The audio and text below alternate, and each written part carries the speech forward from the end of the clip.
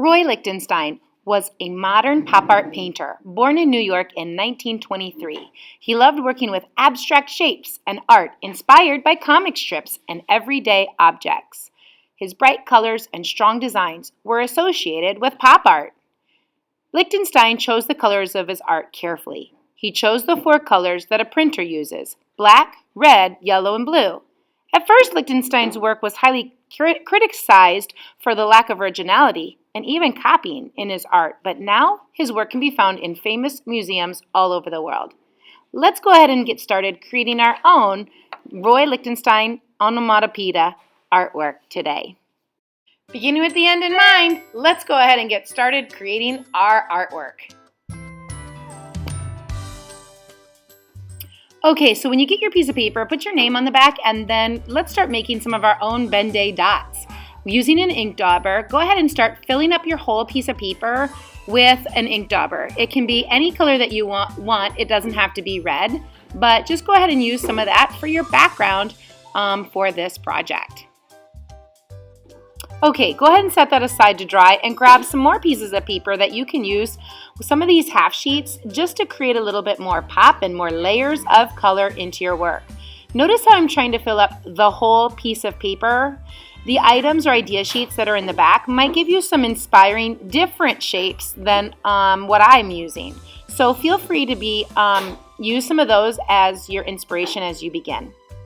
Now, another thing that I did with my paper is I filled in some of the sections. Every other line, just made that line thicker.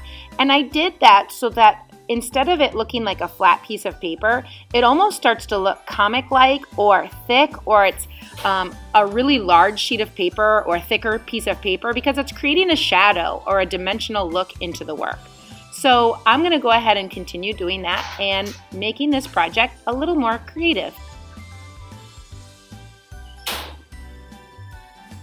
There, now once I've got my shape, I'm using my ink dauber one more time, a different color, just colors that I thought looked really nice together, and I'm starting to utilize the whole paper with my ink dauber. Don't be afraid to go outside the shape because it gives you more of a layered look. My ink daubers can go off so that when I cut it out, some of the ink dauber is half on and half off of the blue paper.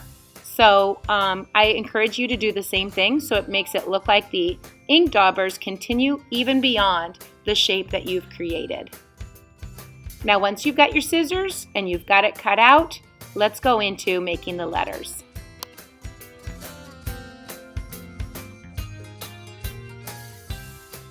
Okay, so now I'm going to go ahead and use one of those words that make a sound like. I decided to start out very, very lightly in pencil. And with a stick letter, write out your onomatopoeia word.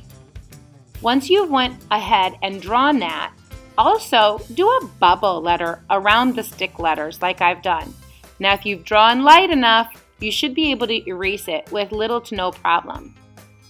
And lastly, let's go ahead and do the same thing that we did for our other paper. Once you've gone around it, let's take a moment and outline around our letters. And once you've done that, in my head I'm thinking, let's create a little bit of shadow on my letters. So I'm just going to go ahead and outline the letter. And as the letters get outlined, creating a little bit of shadow from the opposite side. This makes your project look like it's 3D, that it's ready to pop out or stand out from the paper. It's almost like in my head, I'm thinking about the light hitting each individual letter. And as those letters are hit by the sun, where would the shadow be? It'd be on the opposite side of the letter. Okay, and lastly, again, let's go ahead and take a moment and cut that out.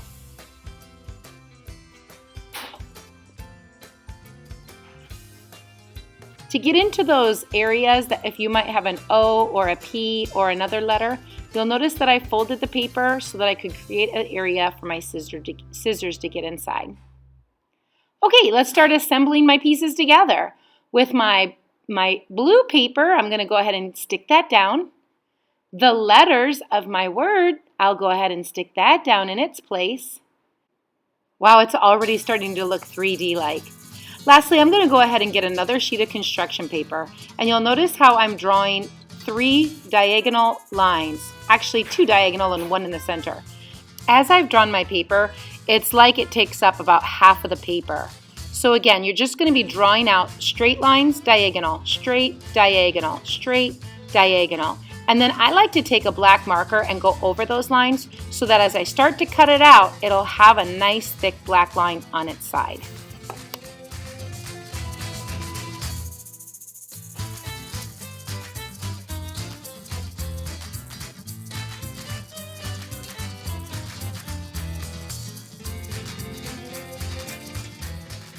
On the second half of the paper, I'm just going to go ahead and draw some stars into my background just to fill up some of that space as well.